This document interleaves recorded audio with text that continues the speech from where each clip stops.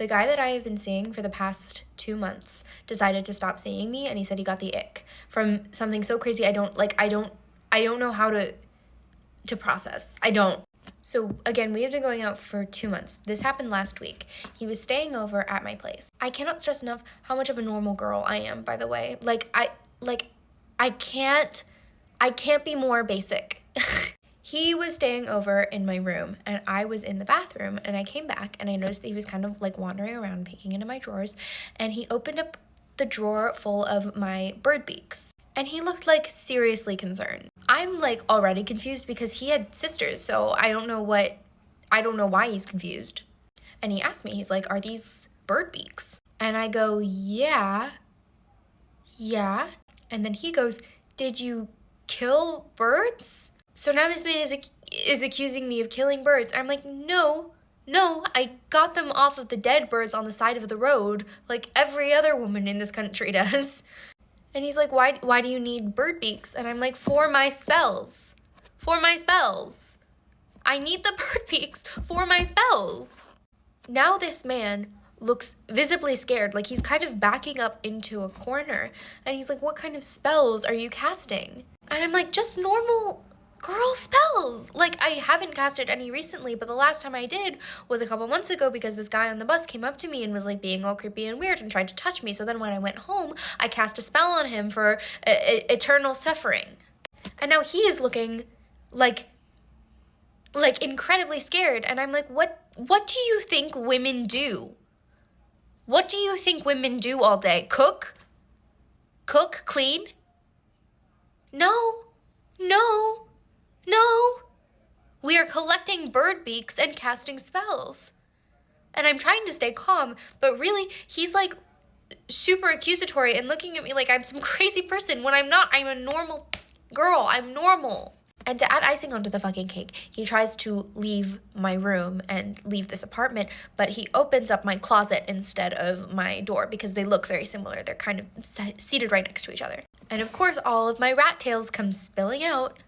And he looks disgusted by it. He's like, "Oh, what is that?" And at this point, I don't understand. Because he had sisters, and am I supposed to feel shame about my rat tails in my closet just because they aren't organized the way your family did it? What, are you setting women back fucking 70 years now? What am I supposed to do? What am I supposed to do? And at this point, I am just I'm trying so hard not to flip my shit. I am. I'm sorry. I'm trying not so. I'm trying. I'm trying to be cool. But then this man says, "I have to go." And he leaves pretty abruptly. And then I get a text about 24 hours later saying, "Hey, I don't think we can continue this relationship. I'm just not feeling it. I kind of got the ick last night."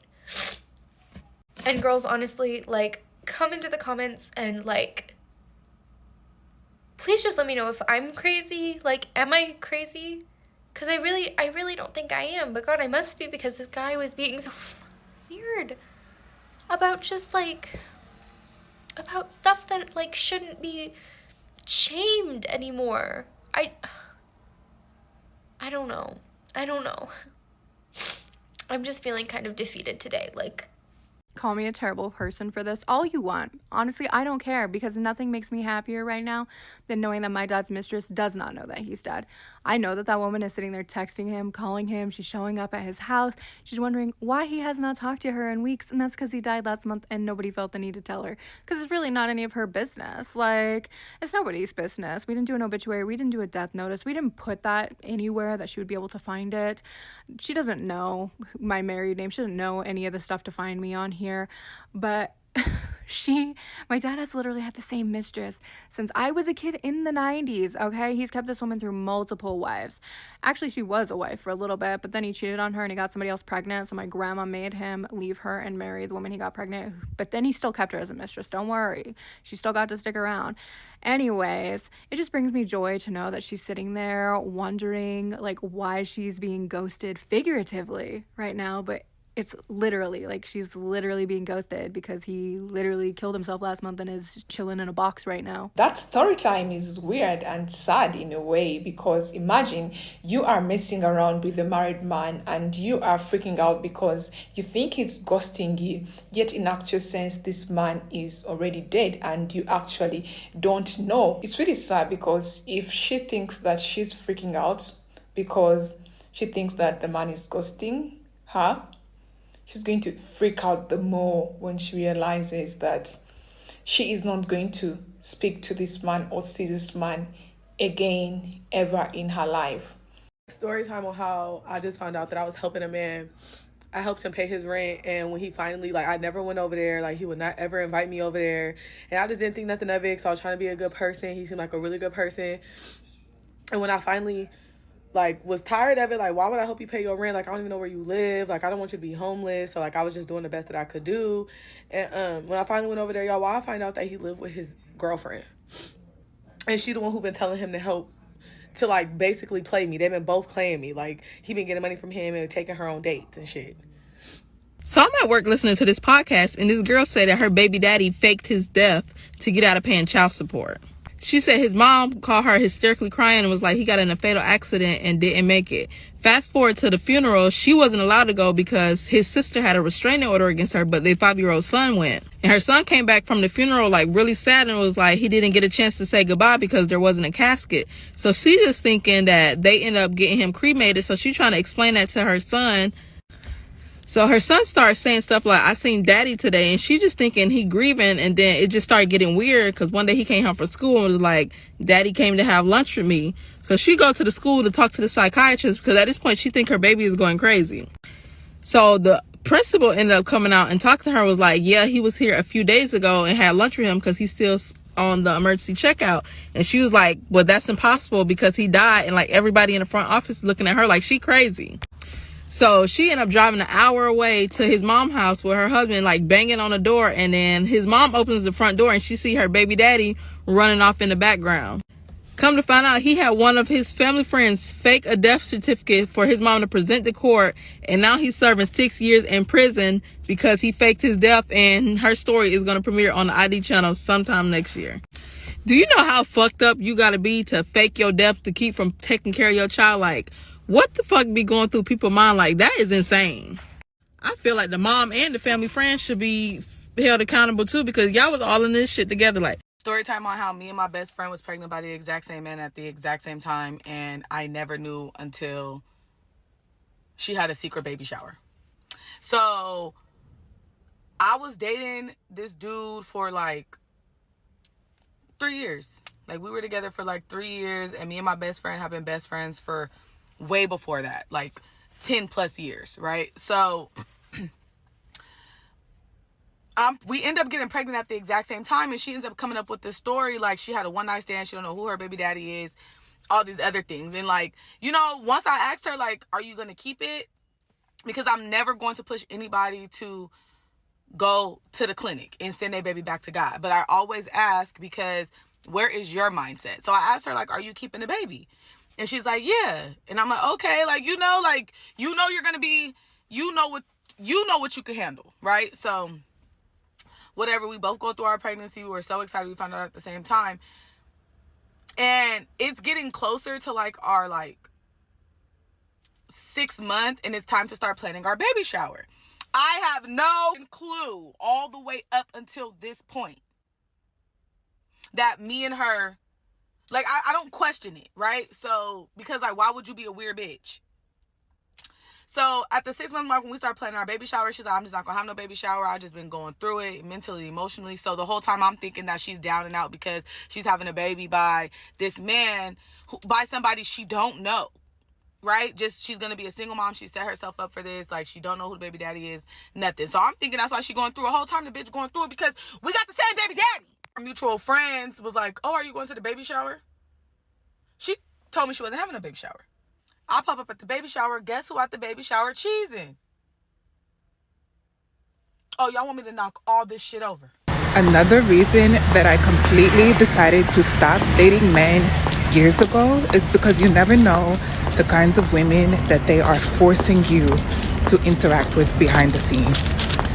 And what I really mean by that is you never know what kinds of weird, messy, deviant women he is also messing with behind the scenes, behind your back. I remember watching a Dateline, NBC, or one of those crime shows episodes, right? In this episode, there is a young woman cyclist, and her name is Mo. Mo begins to casually date a new man, and within a couple of months, she is dead. Shot to death in her own home. And it wasn't the new man that she was dating who did it.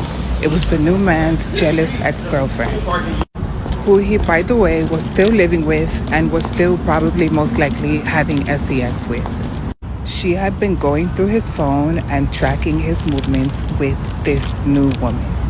She had decided that this other woman who her ex was seeing, who the man that she wanted to be with was seeing, had to die.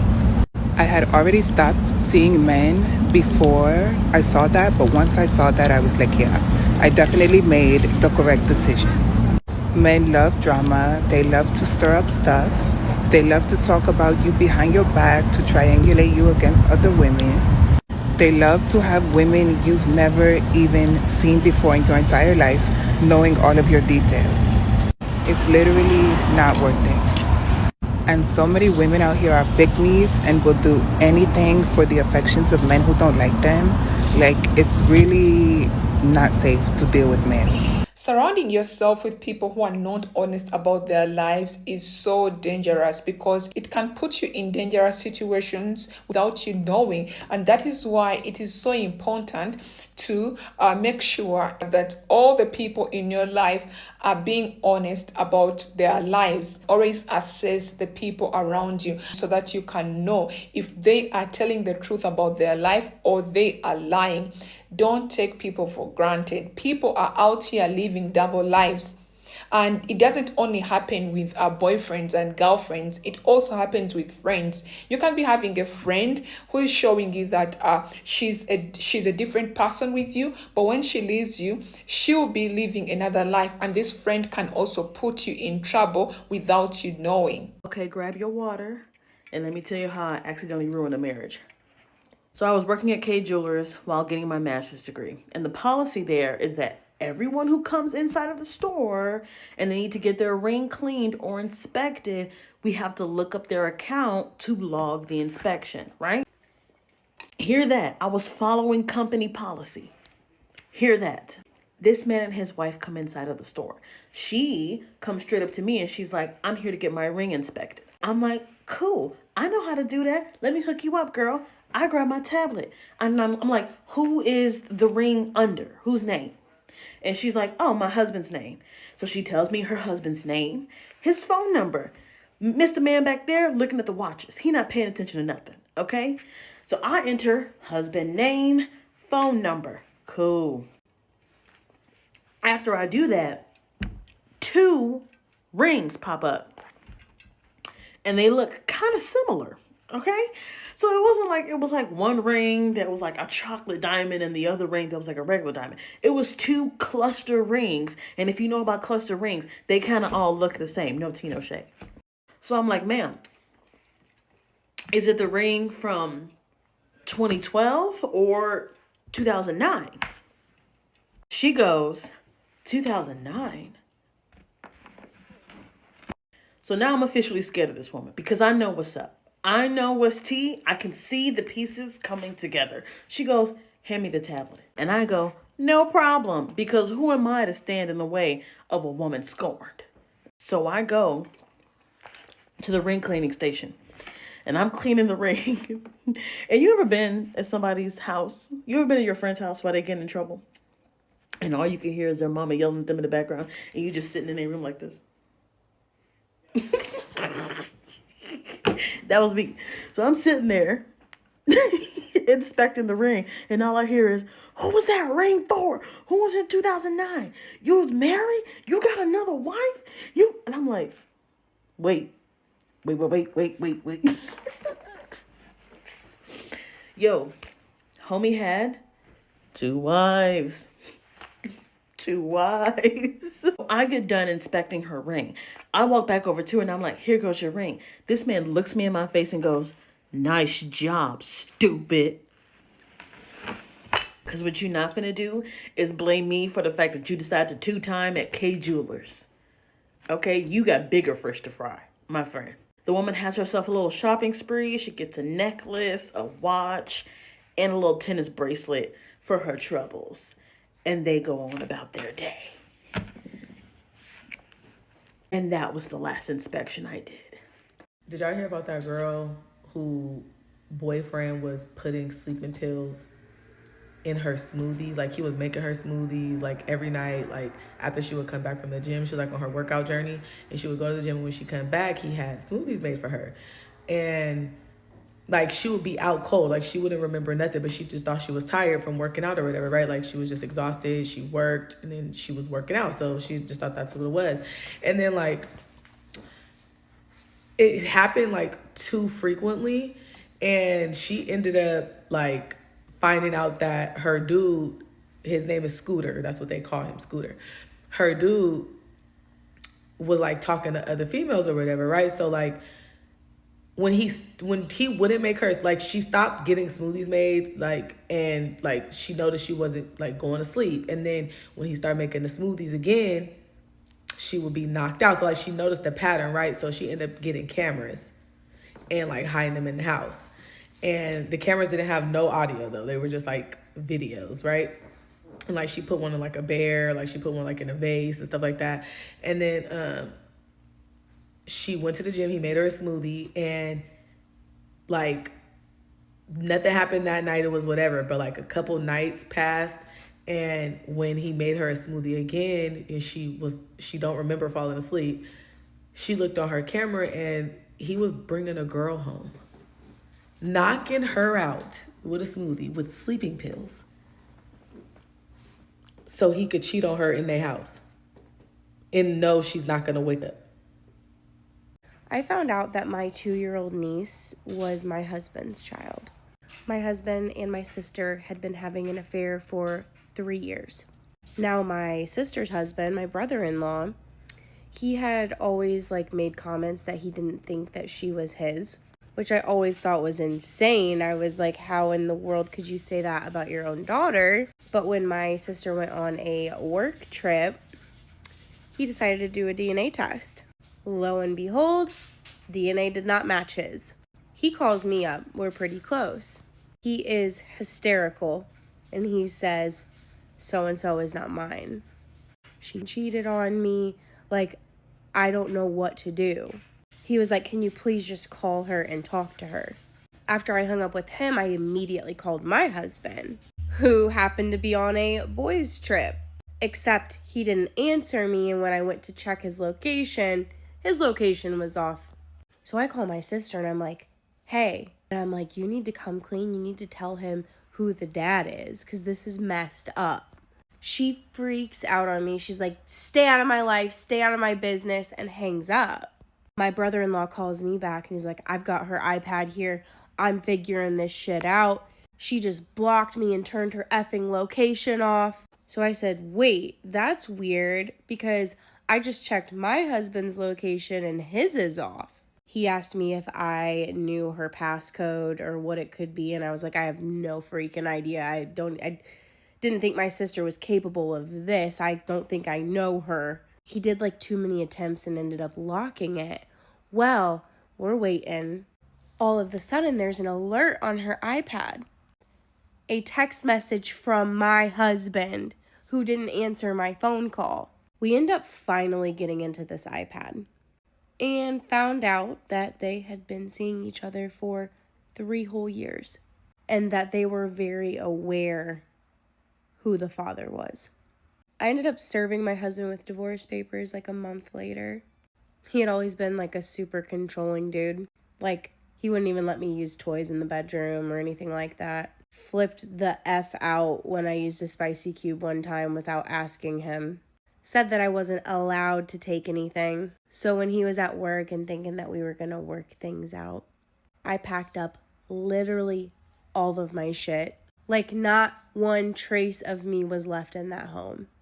except for an empty box of spicy cubes because I can take those whenever the I want now. Haven't talked to my sister in like 6 months, so that's been weird. I was super close with my niece, so the whole dynamic has been very odd. I miss her. It's not her fault. Story time on how my friend wanted my man and tried to DM him in front of me. So we met through a mutual friend, and right away we hit it off so well. So I decided, this was the first mistake, but I decided I was going to invite her on a trip to New York to my man's game in Madison Square Garden. This was a big game, right? So I invite her. I'm like, don't even worry about the hotel. Just book your flight and we'll be good to go. Like, I got everything else. So we get to New York. His game is that night. We're eating. We're doing all the things. We're having fun. We get in the Uber to go to Madison Square Garden. We get into the garden. We're like 2 to 3 minutes late because of New York traffic, right? And I just hear his name going on and on and on because he's scoring. Like, he had his highest scoring game of the season that game, right? So we get down to the seats. These are player tickets, right? These are not like up here, up and about nosebleed seats. And I can feel a shift in her demeanor, like every time they say his name. So I was like, huh, that's weird, but I was pretty oblivious. Game's over, right? And I told her like, hey, we're gonna call her Amy. I'm like, hey, Amy, can you take a video of my man when he comes out of the tunnel and I'm gonna hug him because I wanted to get a cute wag video. So she's like, yeah, no problem. So my man comes out of the tunnel. I go up to hug him, congratulate him, like, you did your thing, whatever. And he whispers in my ear, because the video is like 10 seconds long. So she's behind me and he's walking this way, right? And he whispers in my ear as we're hugging. He goes, Diana, she's making so much eye contact with me. This is so weird. So I start laughing to like play it off. Obviously she can't hear. And I was like, huh, whatever. Like, maybe she's starstruck, right? So whatever, we leave. We get in the Uber, just her and I, and he goes with his team, right? Tell me why we get in the Uber and I look over on her phone and I see that she's on like his page. She's on his page. And I'm like, that's weird, but like, I don't even think much of it. So he texts me like, hey, are you at your hotel? And I'm like, yeah. And he goes, can she see your phone? And I'm like, no. And he goes, she followed me on Instagram. And I go, oh, that's weird. I don't say anything of it because I'm like, whatever, maybe she's just trying to support. So then like, we're getting ready to go out. We were going to go to a rooftop and then to like a club or something, right? We get in the Uber for that, and she goes, oh, I followed your man on Instagram. And I was like, oh, really? Like, okay. And I didn't say anything of it because I really didn't think anything of it. And she goes, yeah, he didn't follow me back yet. And that's when I was like, okay, this is weird. This is weird. This is weird. This is weird. But I let it go because, we're here on a girl trip. I'm not about to argue with her. When we go back, I'll deal with it then, right? The rooftop, we do our thing. We come back to the hotel. We go to sleep. The next morning, my man FaceTimes me. I'm sitting on the hotel bed and she's in the bathroom doing her makeup. And him and I are talking, and then she goes out loud, he still hasn't followed me back, so that he could hear it. And then he starts laughing and he said, yo, she's so weird. But she didn't hear it because I like muffled the phone quickly. And I was like, huh, that's so strange. So him and I hang up, and then she goes, you know what's so funny? I only like guys that are your man's skin complexion. And I'm like, that's a really weird thing to say. And yes, she's white. And then she goes, yeah, he's actually the best looking one on the team. And I'm not just saying that because he's your man. And I go, huh. That's when you're really like, I was like, okay, this is weird. After that, I was like, okay, whatever. We go to lunch. And she sees this guy, like, he was kind of cute to her, I guess, but he had these long locks, right? And she goes, yeah, he's cute, but I don't like his hair. I only like men who have hair like your man. And then I'm like, yeah, after this, it's cooked. This friendship is over, right? Thank God we had our flight that night. I didn't talk to her for like 2 weeks after that, and I was debriefing with my best friends, and they were like, Diana, if you don't get this girl away from your man ASAP, like, she's the type of friend to try to do stuff with you. I learned my lesson. And this is for all the girls out there. Keep these heifers away from your man, okay? Keep them away from your man. My biggest lesson in all this was that just because someone is your friend doesn't mean they're your friend. Oh. This one time, my friend told me that her mom was adopted, and then I convinced her that her grandma probably kidnapped her mom as a baby because I knew her grandma, and there was no way in hell anybody gave Winifred a baby. That woman had been a raging alcoholic since she was like 12. She worked at a liquor store her entire life, and she lived in a rundown one-bedroom trailer. Absolutely nobody stepped foot in that trailer, met Winnie, and was like, yes, you seem like the perfect candidate for adoption. You're exactly who I want to raise my baby. Not even in the 60s did that happen, okay? And so then I got her on board with my whole conspiracy, and we went and started started researching babies that had been kidnapped or went missing in the area that her mom was born during that time frame. And we found one that fit pretty well. And so she decided to do an ancestry DNA test to see if she matched any of that baby's family. And while we were waiting for the results to come back, we ended up down this other rabbit hole of that area in Alaska. There's this whole group of moms who had given birth and then been told that their babies died, and they were never given any proof. They never got to see their baby. And so they were convinced that the hospital was doing this huge scandal where they were selling babies, right? And we're like, what if your mom was one of these babies? But then the DNA test comes back and she matches her mom's biological father. And this guy messages her instantly. Literally, the day the DNA match hits, he sends her a message and is like, hey, I took every DNA test years ago, hoping to one day be able to connect with the baby that I gave up for adoption. And I'm like, who the heck gave Winnie this freaking baby? And it turns out it was some crazy church scandal. So him and his high school sweetheart got pregnant young, and their families were super religious and did not want anybody to know about this because they were very against teenage pregnancies, very against premarital stuff. And so the families arranged for the baby to go to a well-off conservative family within the church, and they were going to raise the baby. And then when the biological parents were of age, they were supposed to get that information to be able to contact the baby if they wanted to. Biological parents end up getting married and having kids of their own, and then wanting to contact the baby they gave up for adoption. The records don't exist because the church did not do what they said they were going to do. Instead, they sold the baby to Winnie for $2,000. So all this time, he thought that his baby was being raised in some conservative, well-off Christian family, but instead, she was raised by Winnie the alcoholic. If you are a returning subscriber, thank you so much for being part of the community. I truly appreciate you. And if you have not subscribed yet, I kindly invite you to subscribe to the channel, because by doing so, you're going to be helping us to build a powerful, positive community on here. And for those of you who consistently watch, like, and share your thoughts in the comment section, your comments don't only... and share your thoughts in the comment section. I see you and I appreciate you. Your comments don't only support the channel, but they educate us, they expand the conversation, and also they help us to understand these live topics which I post on here on a daily basis on a deeper level.